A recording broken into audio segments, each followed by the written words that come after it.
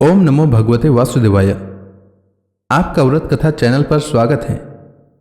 आज के इस वीडियो में हम आपको वैशाख मास के कृष्ण पक्ष में पड़ने वाली एकादशी के शुभ मुहूर्त के बारे में बताने वाले हैं। हमारे हिंदू धर्म में एकादशी का बहुत महत्व है। एकादशी का व्रत भगवान विष्णु को समर्पित होता है। साल भर में 24 एकादशी पड़ती है। हर एकादशी का नाम और महत्व अलग होता है। वैशाख मास के कृष्ण पक्ष में पड़ने वाली एकादशी को वरुथनी एकादशी के नाम से जाना जाता है। वरुथनी एकादशी के दिन भगवान वसुदेव का पूजन किया जाता है। इस एकादशी व्रत को भगवान विष्णु का उत्तम व्रत माना गया है। वरुथनी एकादशी का व्रत सुख और सौभाग्य का प्रतीक है। वरुथनी एकादशी के व्रत के प्रभाव से समस्त पाप ताप और दुख दूर होते हैं और अनंत शक्ति प्राप्त होती है। इस दिन भक्ति भाव से भगवान मधुसूदन की पूजा करनी चाहिए। सूर्य ग्रहण के समय जो फल स्वर्ण दान करने से प्राप्त होता है, वही फल वरुथनी एकादशी का उपवास करने से मिलता है। इस व्रत के प्रभाव से मनुष्य लोक और परलोक दोनों में सुख भोगता है। आइए जानते हैं वैशाख मास के कृष्ण पक्ष में पड़ने वाली एकादशी यानी वरुथनी एकादशी के शुभ मुहूर्त के बारे में।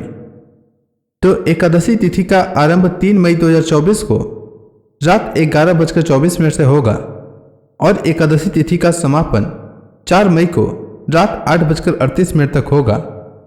उदया तिथि के नियमानुसार वरुथनी एकादशी 4 मई शनिवार के दिन पड़ रही है। 4 मई को सूर्योदय का समय सुबह 5:38 रहेगा और सूर्यास्त का समय शाम 6:58 रहेगा। वहीं ब्रह्म मुहूर्त सुबह 4:12 से सुबह 4:55 तक रहेगा और अभिजीत मुहूर्त सुबह 11:51 से दोपहर 12:45 तक रहेगा। वहीं द्वादशी तिथि 5 मई को शाम 5:41 तक समाप्त होगा। वरुथनी एकादशी व्रत पारण का शुभ मुहूर्त 5 मई को सुबह 5:37 से सुबह 8:17 तक रहेगा। व्रती को इसी समय व्रत का पालन करना चाहिए। अब आइए जानते हैं वरुथनी एकादशी की पूजा विधि के बारे में।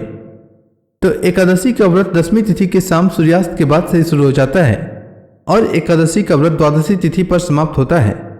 10वीं तिथि पर सूर्यास्त से पहले भोजन कर ले। इस दिन तामसिक भोजन से परहेज करें और सात्विक और हल्का आहार लें। एकादशी के दिन सुबह जल्दी उठकर स्नान करें। फिर व्रत का संकल्प लेते हुए कहना चाहिए कि हे जगत के पालनहार भगवान विष्णु, आज मैं एकादशी का व्रत रख रहा हूँ। मेरा यह व्रत निर्विघ्न पूरा हो जाए, इसकी शक्ति प्रदान करने की कृपा करें। इसके बाद भगवान विष्णु के समक्ष दीप प्रज्वलित करें। गंगा जल से उनका अभिषेक करें। उन्हें तुलसी दल अर्पित करें और फल का भोग लगाएं। इसके बाद एकादशी व्रत कथा का श्रवण करें और अंत में आरती करें।